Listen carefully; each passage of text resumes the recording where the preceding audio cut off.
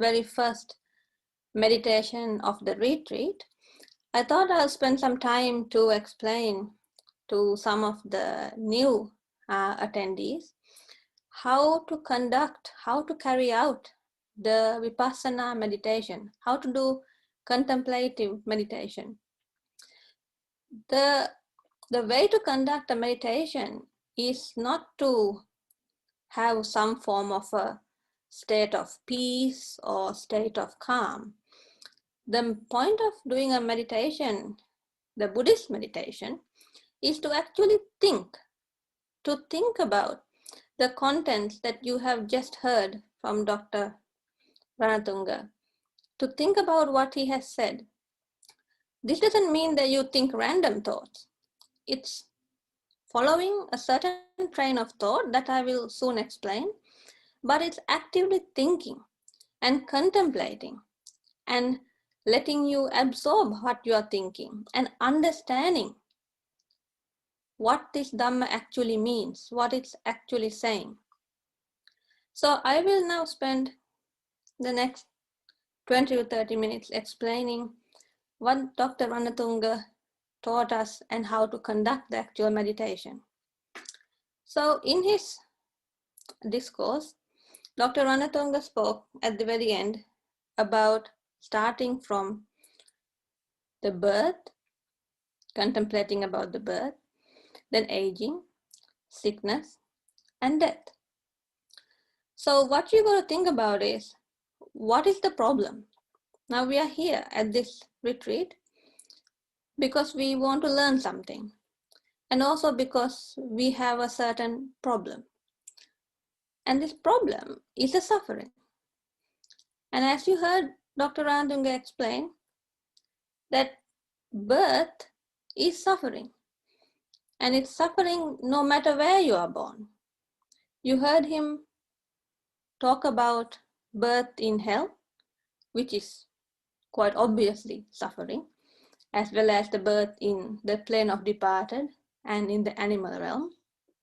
Then he also explained our lives in the human realms, as well as in the heavenly realms. And the point is that wherever we are born, we will suffer.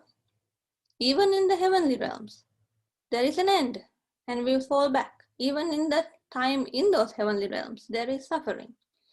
So this is the problem. The problem is we are born, and the birth itself is suffering. We can see this in our day-to-day lives. And not only that, the birth leads to aging. Even for a child that is a 1-year-old, when we have that celebration, the child actually has aged. The mother will say, oh, used to be just a little baby, so soft and cuddly, and now it's 1 and is walking and all that. We are talking about the aging of the child. And then we have sickness. I mean, this year or last year, we all know everything about sickness. I mean, who expected the coronavirus to show up? So clearly, no matter how much we think we know, we are surprised by all sorts of sicknesses. So this should be something quite familiar across the world, especially coming from last year and this year. And then of course there is death. And we know death is real. We've seen people who have died. We've heard of little babies who have died. And we know it's there. And our minds are not disputing that we will die. But our minds haven't accepted that it can happen at any time. We are faced with death every day. But we don't really have understood that. We keep thinking it'll happen in the future sometime. We don't really prepare for that. But we know it will happen. It's not a matter of if, it's a matter of when. So this is the issue that we have. We have birth, aging, sickness, and death. And underneath that, we have all this suffering, the sadnesses, and the lamentation, and not getting what we want. All this whole mass of suffering is there because we have been born. So the meditation you should start by contemplating about these parts. Think, actively think. Yes, when I'm born in hell, it will be suffering. When I'm born in animal realm, it will be suffering. My current life, there is suffering. We have to tolerate heat, hunger, famines, all sorts of stuff. And just the stress of life and all sorts of things that we suffer in our human life. So think about that. See the issue, see the problem, see how we age, see how we have grown, how things are going downhill. See the sicknesses, see the troubles that's coming through, and then realize we are heading and we will no doubt die. And then once you have contemplated to this level and you recall the death, this is when you visit the funeral parlor, as Dr. Rantunga said. Remember time, you've been to a funeral, and then realize that one day the body in the coffin will be yours, not anybody else's. It's a matter of when, not if. It will be yours. Then start there. So having gone through birth, contemplating birth, aging, sickness, and death as the issue, once you come to death, take the dead body. Take your body as being now is dead, and then watch your body deteriorate. You saw some of the pictures that Dr. Rantunga shared of how a uncovered dead body will wither away, how the pus and the worms and the maggots and just the disintegration of the body that we look after so much right now actually happens, and how disgusting it is. It's really important to focus on the true nature of your body when it is dead, how it will disintegrate, and see that yuckiness, that disgustingness. And it's important to contemplate that. You don't have to have visions, you don't have to see images, but at least contemplate it. Contemplate that at the stage of death. And once you have seen that yuckiness, this is when you ask, why did this happen? Why are we with these disgusting type bodies? How did this happen? And once you feel that, and when you do this properly, the meditation, you will feel that disgusting nature, and as a result, you will actually feel your mind expand rather than being tightened and limited into our ordinary way of life. When you start to see the truth, the mind expands. And then this is when we look at the other part that Dr. Rantunga told us about the concentration meditation. So in the concentration sutta, the Buddha says, and bhikkhus, what is the origin of form? What is the origin of feeling? And so on.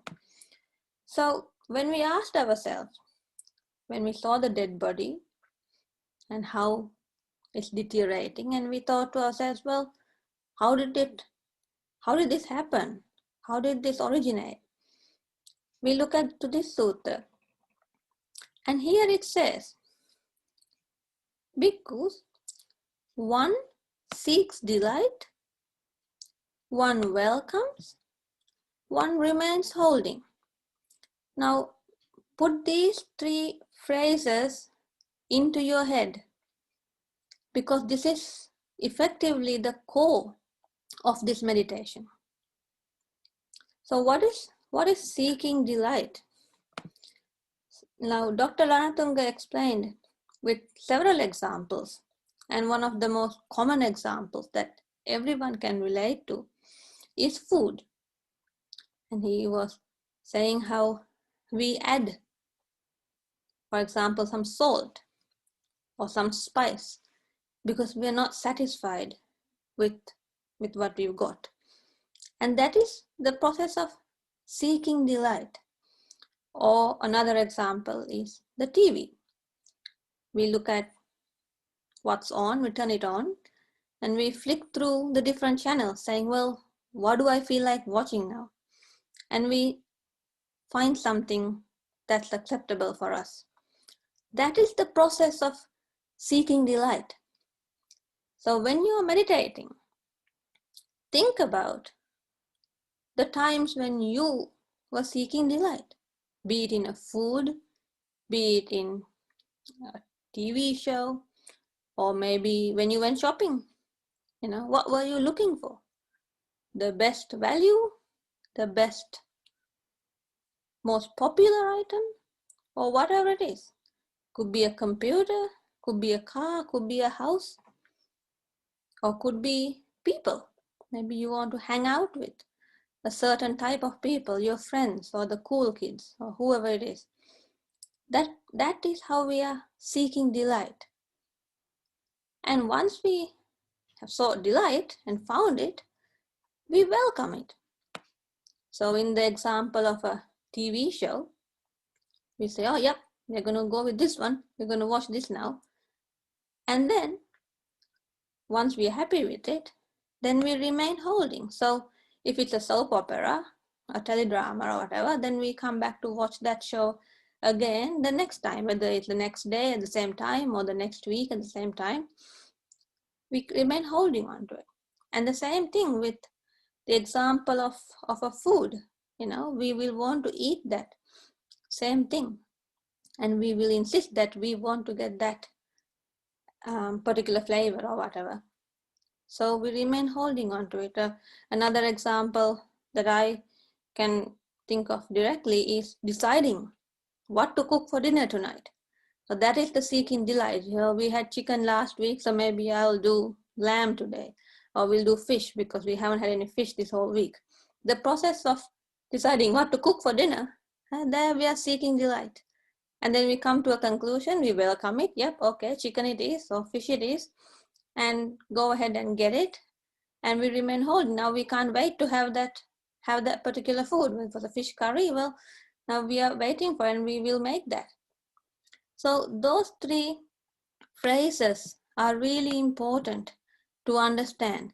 Seeking delight, welcoming, and remain holding. Now in the meditation time, you need to think of a time when you sought delight and you remember it. And you remember how you welcomed it and you thought, yep, I like this, I'm going to stick with it. And then you remain holding on to it. So it can be easier perhaps to pick something that's close to your heart, that you remember very well. And then see how it aligns with what the Buddha is saying. That once one seeks delight in form, welcomes it, and remain holding to it, as a consequence, the delight arises. In other words, we are happy to have received that thing again. So, like the Dr. Rantunga explained that example of the food going from your mouth, in your tongue, and then once we swallow it, it's gone, and we want to take another bite, and we expect that same taste to come with every new bite, and this willingness to repeat this process is the delight.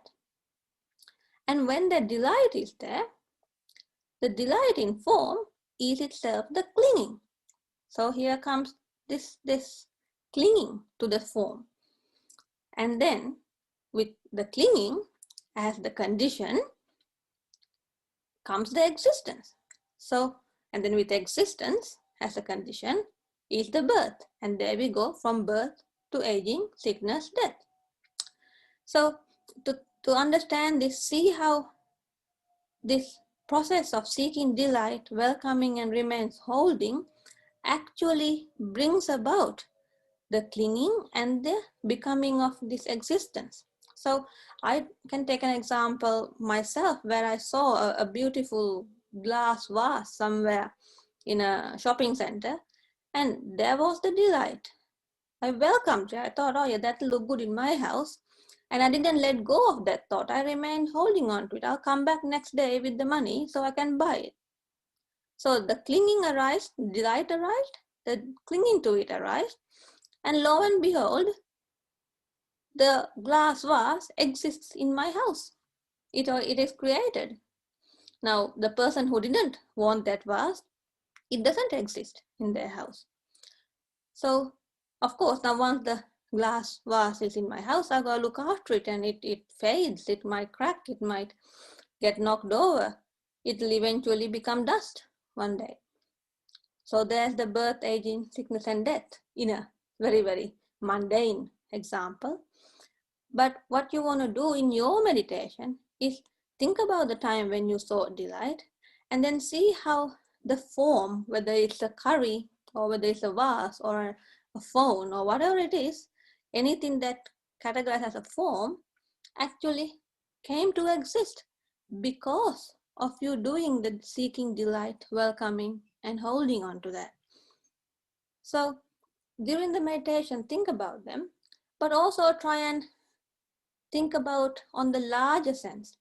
Now, with the food example, in order to get the taste, you need to have a mouth with a tongue and with the taste buds in them. So not only are we craving, say, the curry or a particular food, we are also seeking delight in our mouth, in having a mouth. So think about that. On a grosser sense, we are wanting and we are bringing to existence our body. Because of seeking delight, welcoming and remaining holding. And then with this clinging arising, that conditions the existence to arise. And that leads to the birth. You heard the example from Dr. Ranatunga of the monk who was handling the robes, and he was quite attracted to it.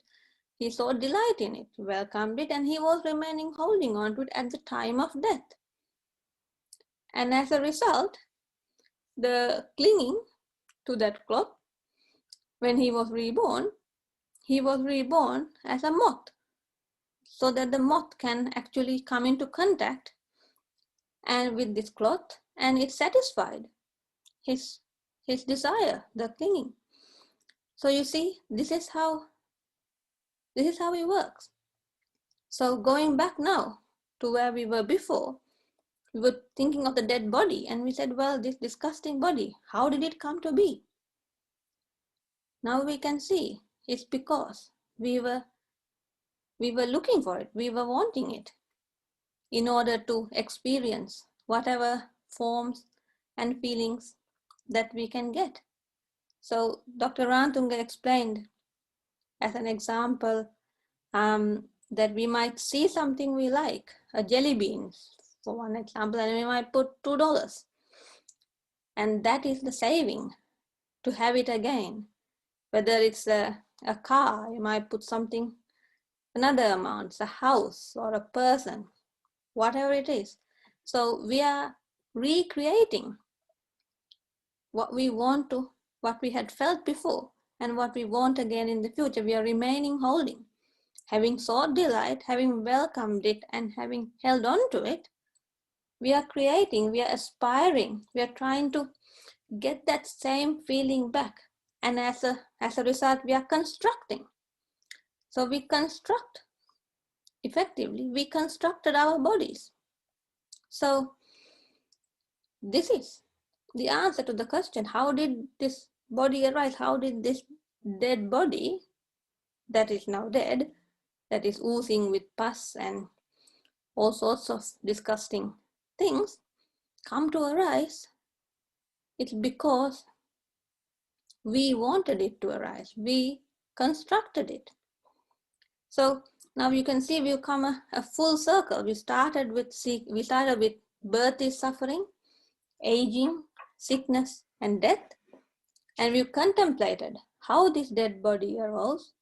And we realized that as a result of seeking delight, remaining holding, clinging comes to arise, and with clinging as a condition, existence comes to arrive, and with existence comes birth, and with birth comes aging, sickness, and death, and the whole shebang of suffering comes in as a result. So we've done a full circle. And this is what you want to do in the meditation. You want to contemplate. Think about these examples. Start with something small if that's easier for you to accept. The point here is not to repeat the words over and over again, but to understand what they mean. Understand in a practical sense what they mean. And you can also contemplate on the origin of the feeling. So we talked mostly before on examples of the form or objects. We can also think or contemplate about feelings. For example, you may have heard the term a warm, fuzzy feeling. We like to have those nice feelings. And we do the same for those. We seek delight in the feeling, welcomes it, and remain holding on to it. So imagine a time when you wanted to feel something. It could be something as, on a cold day, you come inside and you want to be near the heater. You want to have that feeling of warmth. Or maybe it's more a feeling that boosts your ego. You want to be seen with people, or you look at an old photo and you see a feeling that you get. You can apply the same contemplation to a feeling if that is more strong for you in your own examples, and see how the feeling comes to arise and the delight, and then how that also brings about clinging, and the clinging as a condition comes existence. So in order for us to feel, we need to have a body, we need to have all these nerves, we need to have all these actual a full body. So you can take small examples, but then expand out to a greater example, and the ultimate example, the Buddha's example, is our own body. So the other thing that I want to stress here is that sometimes some people go through this meditation very quickly. They look at the birth, in the health, in the animal realms, and then they say, yep, it's all suffering.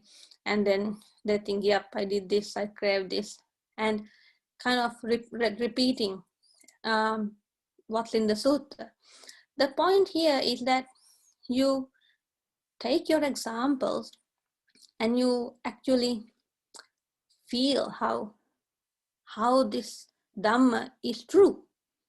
So like Dr. Rantunga said as an example, that think of this as first following the instructions, and you're cooking, following the recipe, and then you close the recipe book and you do it on your own.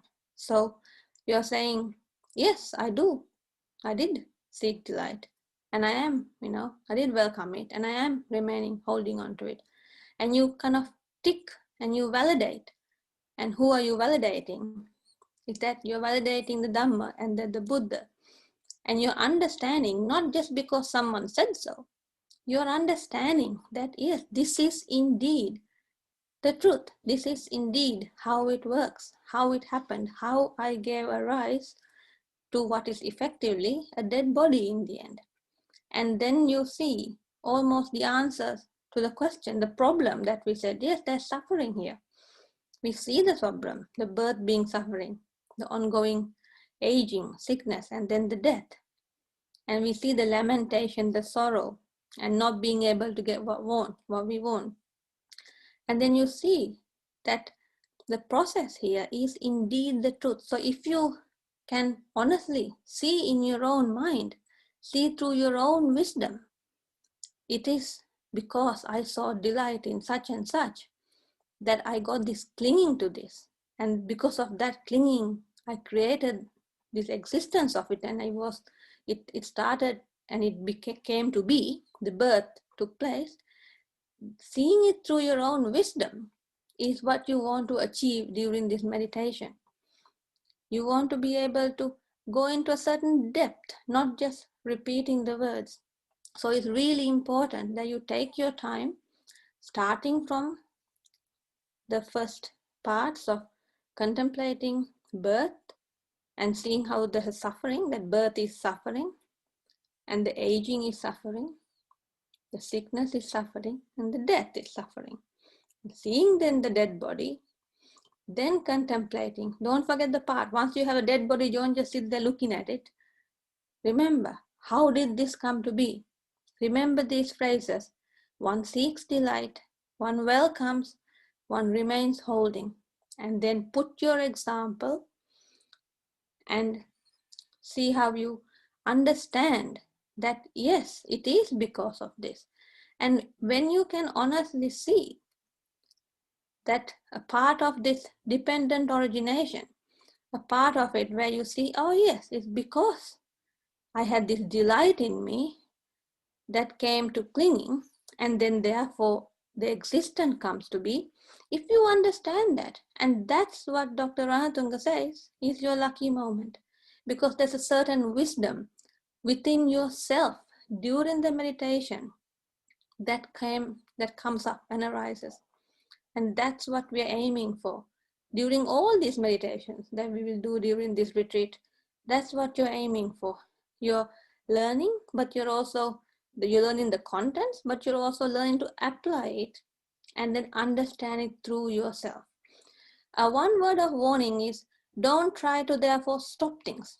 Don't say, all right, well, this is seeking delight is the reason I'm going to suffering, therefore I won't see delight. I'm not going to add salt to my meal or whatever. That's not the point. And that will let you distract you from gaining more insight. The point is that you want to watch and monitor and see and understand how this Dhamma is working, how we are working, how the samsara is working, how our minds are working.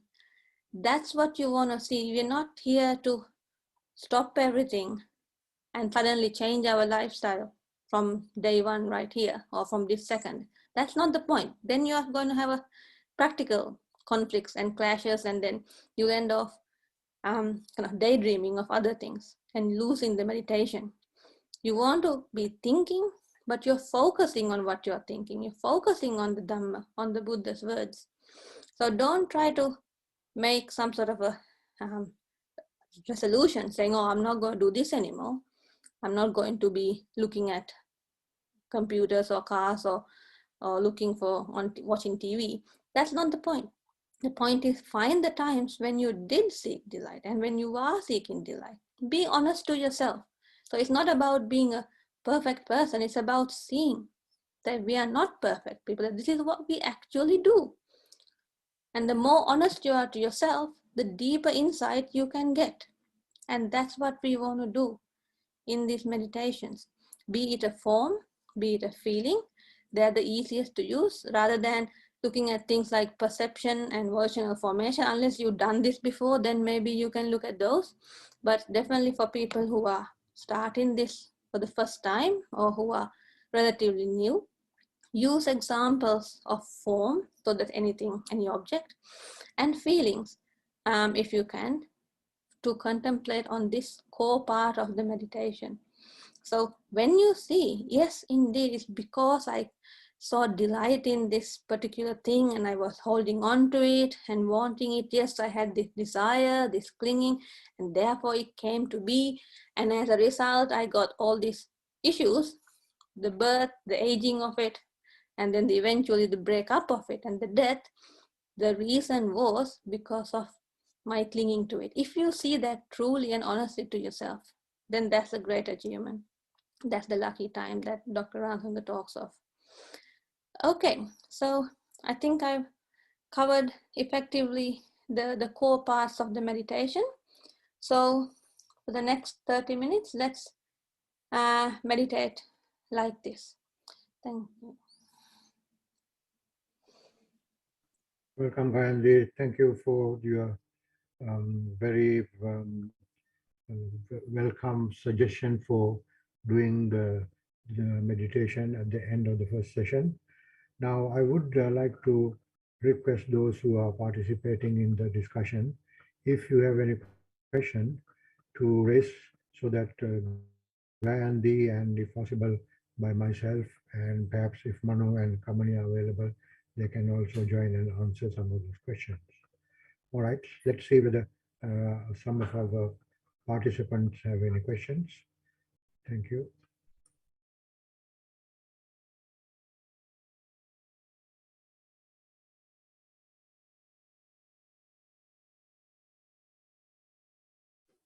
Everyone silent.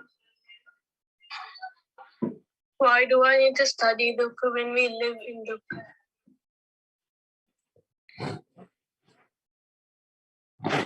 Can you please repeat that question?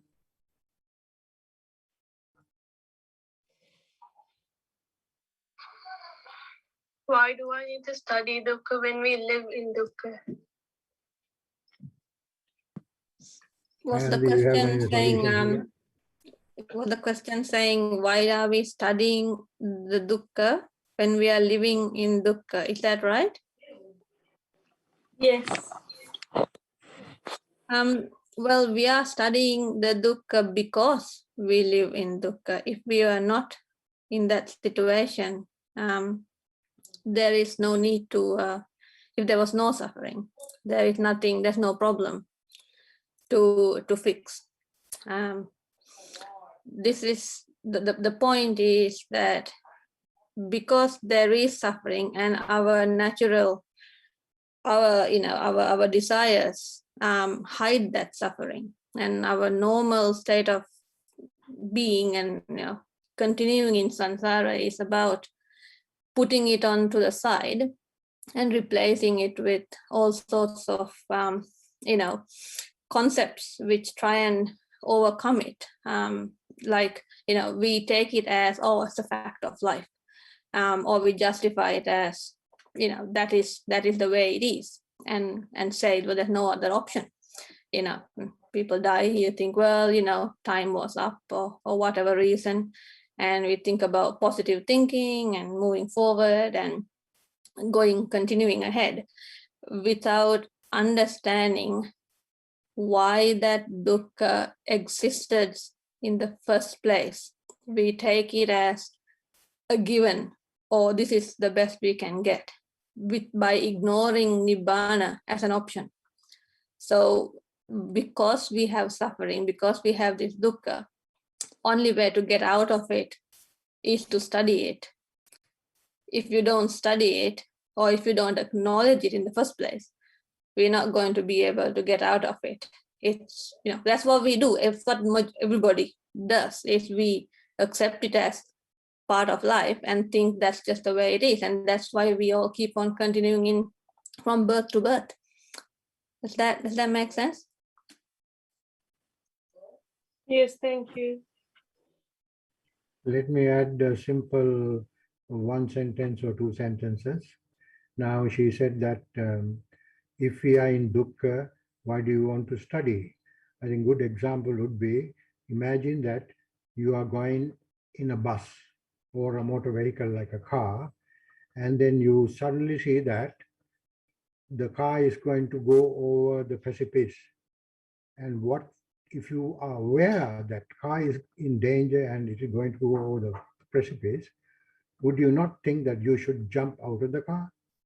So likewise, if you realize that you are in dukkha, and what you should do is therefore to get rid of the dukkha. So I remember when I was talking to Dr. Ranatunga a few years back, he said he has been studying various forms of dukkha for years, something like 20 years or something, or more than that. So by studying the fact that we are in different types of dukkha, we realize that we should get out of dukkha. That's another way of answering what Gayandi has given as an answer to you. Thank you. Next question.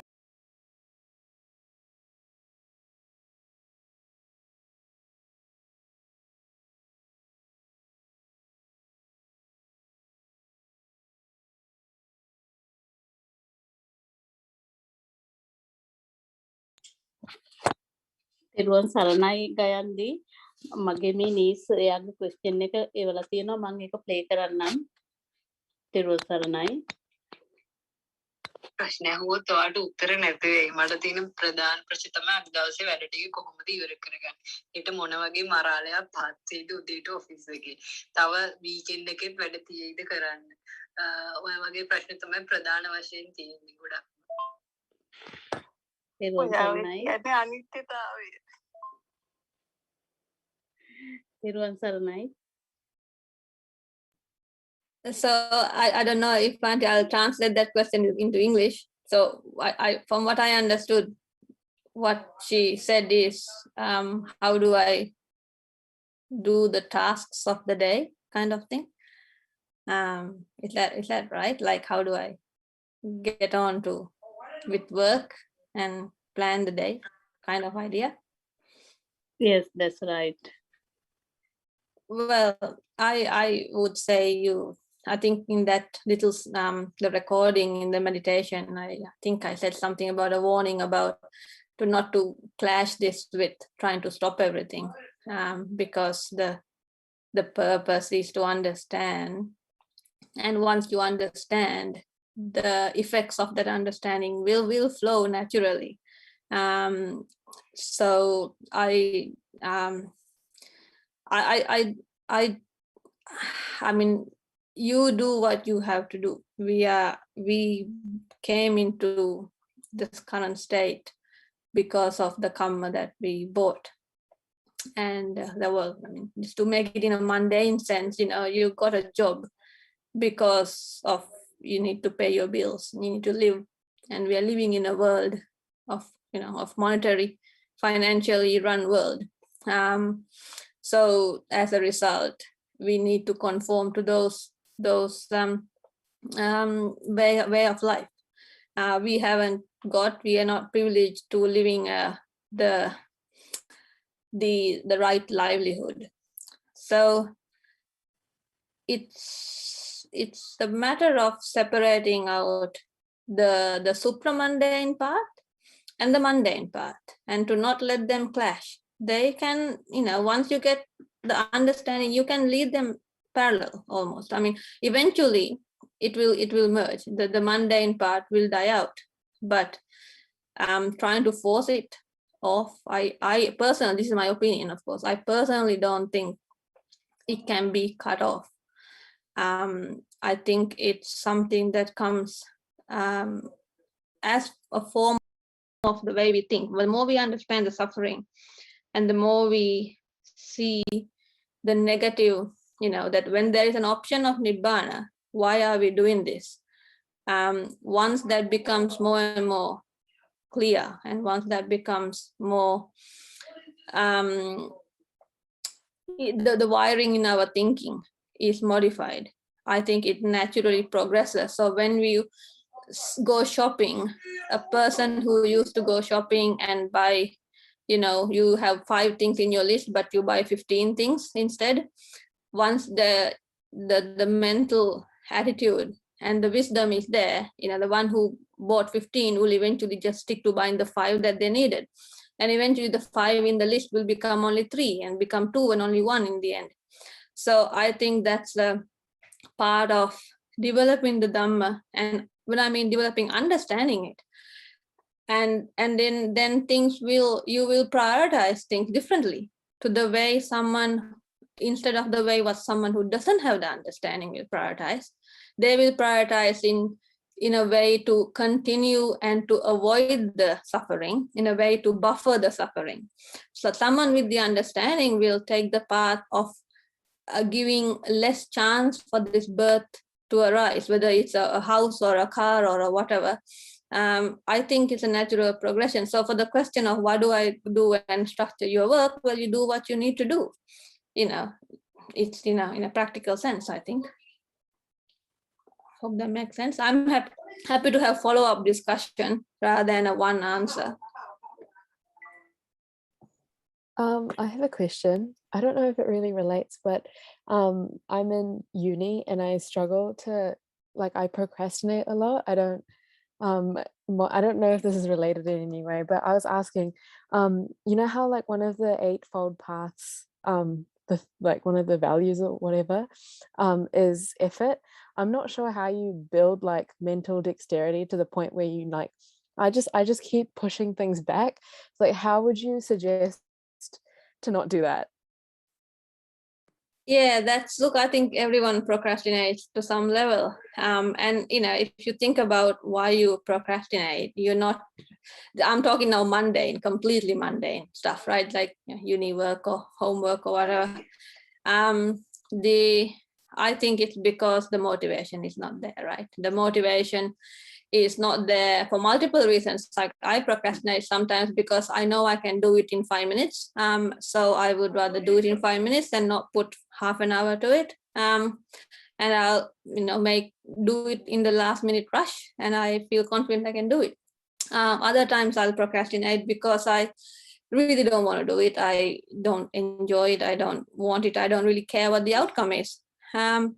So if you can think about, why do you procrastinate? Is the subject matter just not interesting? That's just on a mundane side. Now, but because you mentioned the Eightfold Path, the effort in the Eightfold Path is very different to what we call effort on a day-to-day basis. It is the same effort, as in putting effort towards it, but there is four parts, four aspects of the right effort. So the word to remember is, in the Eightfold Path, there is this preposition which is the right. In English is the right view, the right thought. So here the right with the capital R is very much on the supramundane level. So when it comes to effort, there is a fourfold effort,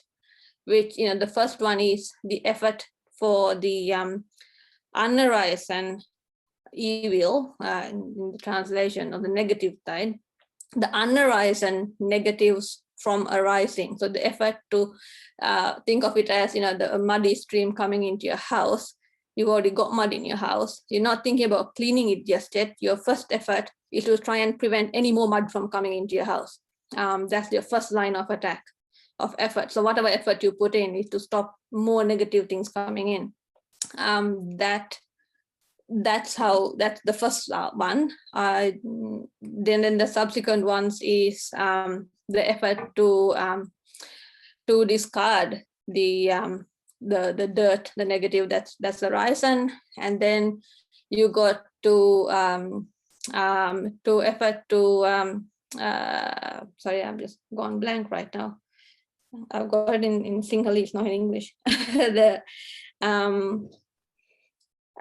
effort to raise, to cultivate the positive ones. So basically, to do the Eightfold Path, and then to the final effort is to what's the right word in English? To grow the positive ones that's already arisen. So if you can try and put parallels to mundane ones, like the effort to stop your distractions from doing your studies, and the effort to get not let your friends come in and talk to you, or turn the phone off, or something like that. And then the other effort is actually getting down to doing your work, and then the final one would be to cross-check or proofread or whatever. But that's just a mundane level. The supramundane is a touch deeper than that. Yeah, out of all of the Eightfold Path, I think there's three that I don't really understand. One is effort, and the other ones are the difference between thought and view, because in my head I think they're quite similar, but I was wondering if you could go into depth about how they're quite different. Yeah, so it is subtle to explain thought and view. So the very first thing is the view, the right view. So the right view is, let me see. I mean, think of a case where in your mundane world you use as a view. So almost like something you haven't quite had a complete thought about it, but it's the underlying condition for your thought. So like my values. something like that. Something like that. I wouldn't use the word value on its own. You could use belief, but that's not the right word either. It's your view of things. You know how people say have a positive view of life. Yeah. So Is it a like view your morals? is, How like is it like how you go about your day-to-day life based on like your fundamental morals? Is that what okay. I think that's right. I think it's a combination of all of those things: your morals, your attitude, your how you generally see things. Let's say, like, something like, we may have a view to complete that you have. Let's say if you're in uni, you have a concept in the back of your head that says it's a right thing is to complete your degree. There's something that says giving up and going and doing a part-time job is probably not the good thing. So you have a view, you haven't quite even necessarily thought about it, or at least thought about in your head, but there's an underlying conditioning that says this is what I should be doing, whether it's bought from your raised, how you were raised or whatever. It's that view that life is suffering, is a very fundamental view. And we don't have that. We try to, the people who try to meditate develop, but on myself, after 24 hours, there's 24 hours are spending saying life is not suffering. That's the view. The thought is built on that too. So in the technical terms, the right view is the knowing the Four Noble Truths.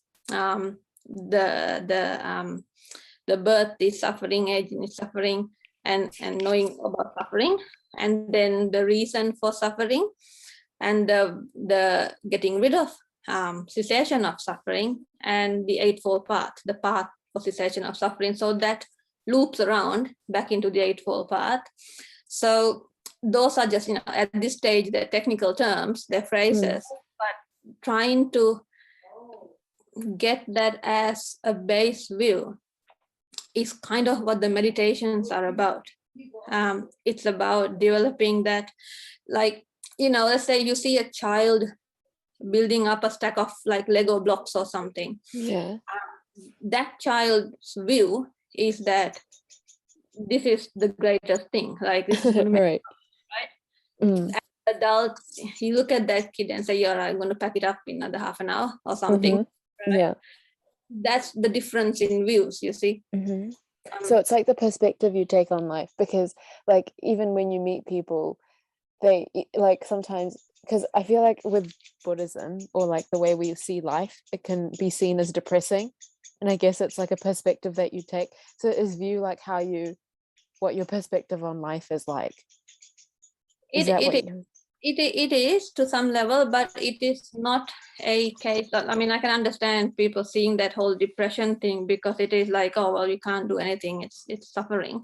The odd thing, or what's kind of amazing about the Dhamma, is that the more you see the reality of things, the more liberating it is. It's anything but depressing. Freeing. Like, it's almost like saying, if you had a project or work to do, and you were told it has to be done in a particular set of software, particular tools, and suddenly you realize that if you had flicked the button or something, all of those tools become a heck of a lot easier to do, or there's another way of doing it. It's a little bit like that. Like, I personally feel like we are constantly trying to make things work, really trying to make things work, and the thing is, they do work most of the time, and that leads us to think, okay, it is doable. But then when they break down, we forget what the real reasons for the breakdown is. We try to find external reasons. rather than the fundamental reasons. The Buddhism doesn't have any loopholes, right? Most theories have a loophole somewhere where you can wiggle your way out. Right. When you see the Dhamma in its, in its greatest glory, well, even you understand it, you find that there's no loopholes. There's no. When you say, sorry, when you say loopholes, does that mean like, sorry, I'm talking a lot, with like Christianity and stuff, you know, when like bad things happen, they blame it on God. So when like, well, I'm not really sure about how everything in Christianity works, but that's just my understanding of it. But with like Buddhism, is it saying that like your fate is like in your hands, like you could, like your karma and stuff, is that what you mean? As in you can't blame it on someone else? Yes, it's going down to a very fundamental. There is the surface level Buddhism, where you can say, yes, it is. You create your own destiny, basically. But also on a more deep level, you say, well, because I exist, that I feel stuff. I exist. If something goes wrong, we tend to say, well, it's because of that external factor, and that's why I am sad, I am upset because such and such didn't work, whether it's a material or a person or whatever. But if you think about it, let's say, a glass broke in a house. Now I am upset because this said glass has broken, because the reason I'm sad about it is because that was my glass. Right. Now, somebody else's glass broke, I wouldn't even. You wouldn't care. Yeah. So the problem here was not that the glass broke. The problem is because of the my part that was attached to it. And seeing that, oh, this suffering happened because I had taken it as me, myself, and as mine. So when you see that in that fundamental level, you start to see, okay, maybe I shouldn't get too close to whatever it is, within practical limits. It's not depressing when you look at it that way. Yeah. It is motivating. I hope that answered some of your questions. No, it does. Thank you.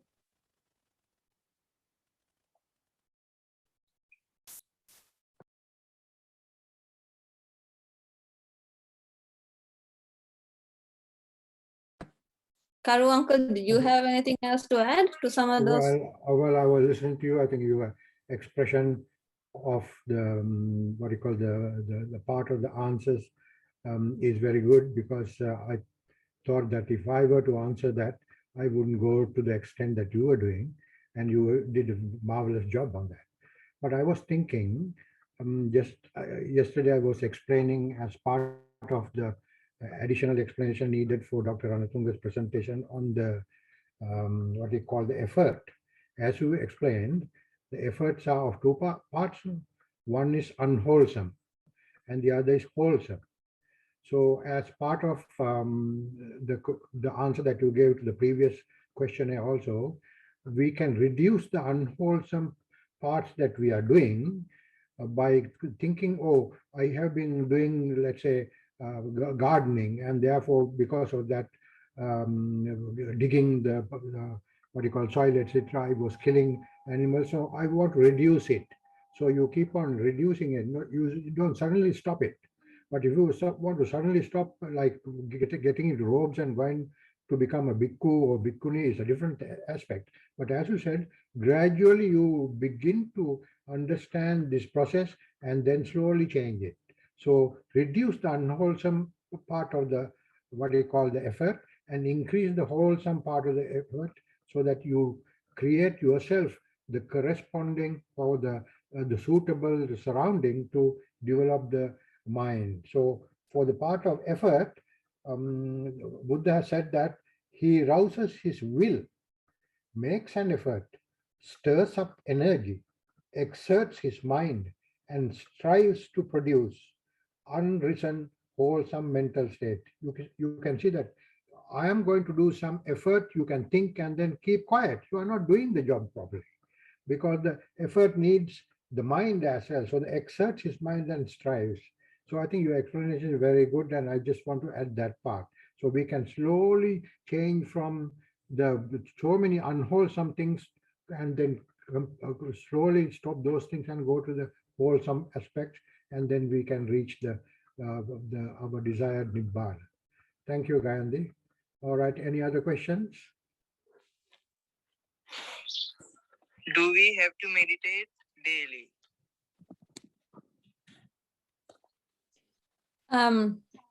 Well, no one, it's as you can.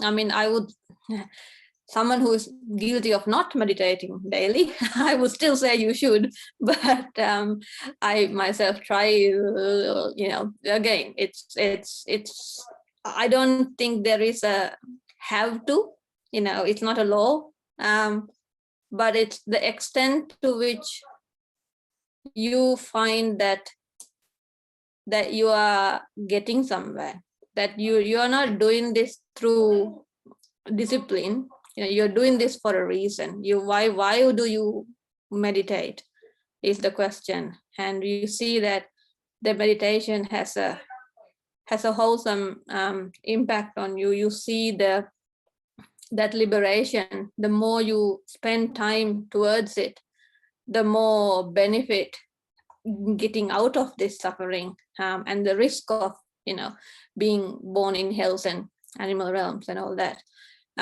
comes in. Then you are motivated to meditate. And I know people who meditate twice a day, some for longer, some for shorter. Again, my feeling is, if you have the time, that would be a routine. If you can get into that routine of meditating in whatever shape or form, it's definitely beneficial. And also, it's like anything else. If you have a regular thing, there is a more, it can build up one behind, beside the other quickly. Whereas if you meditate once and then you come back to it in a month's time, you probably spend the first or all of the meditation recapping what you were doing before. Like anything else, like reading a book even, right? If you read the first chapter and you leave it for a month, you got to go back and read the first chapter again. So if you read it every day, then you can keep up to it. So yeah, the more regular it is, the more benefits that you will get at the end of it. Let me add a little bit of a what you call the color to that answer. Personally, I would probably meditate about 80% of the days. That means some days I miss it out because there are other things that I have to do, or I have to attend in preparation for discussion, etc. But I noticed that since Dr. Ranatunga used to walk around and then meditate while walking, for the purpose of meditation, you don't have to sit down and do the meditation. While walking, you can think. So you are becoming mindful all the time what you are doing, and that comes into your life as part of the the daily routine. It is like when we were kids, we used to learn different times table, 2 times, 3 times, up to 12 times and beyond. Now, when you are going to the shopping mall or something, when you want to do some calculation, don't you get your 2 times table automatically into the mind? So likewise, meditation, if you have time, you can do even 10 minutes or 20 minutes or something, but other time, be mindful. Then meditation comes as part and parcel of it. I think that should be the way that we should be doing that, I hope. Thank you. Yeah, I might add to that, Karu uncle, is that sometimes once you had some insight, some of those insights show themselves in different situations. So it's not technically a meditation, as in, like you said, sitting down and in whatever, cross-legged or whatever. It could be as you're walking, or any other time, just take a break and you start thinking about what the Dhamma has said, what the Buddha has said, and some bits of, it's concentration at the end of the day. It's concentration on the Eightfold Path, and little links of the dependent origination might show up. But at the same time, it's also good to foster that actively.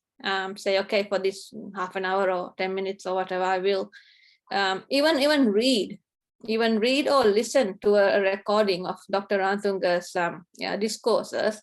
If you are actively listening to that, you probably find you're already meditating, because you're actively listening to the mind, the mental path that he's taking you through. So there's lots of different ways you could, in quotes, meditate.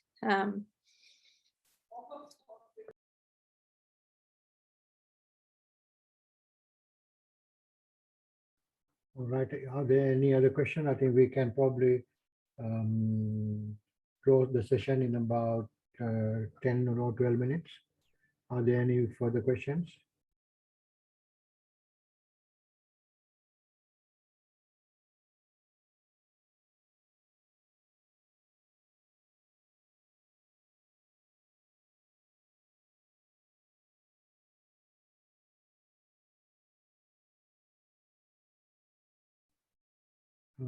Excuse me, I don't think there are any further questions coming up today. Is there any possibility or is there any desire for us to continue this session the next 2 or 3 weeks on Fridays, just like this?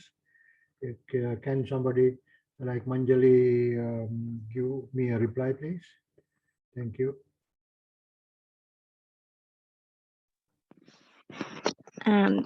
අයියා මේ ගයන්දිට මේ නංගිට පුළුවන් වෙයිද දන්නේ නැහැ නේද වෙලා තියෙයිද කරන්න අපිට I think, I probably, so today is the 26th, so it's that December 3rd is the next Friday. I think I can on December 3rd. I think that should be okay next Friday. I just didn't want to make a commitment because now, all this stuff's coming up with holiday season, so I wasn't sure every week, but I think next Friday is possible. The same scenario where I'll get home around 5:45 Sydney time. So if there's an interest, I'm happy to continue a discussion.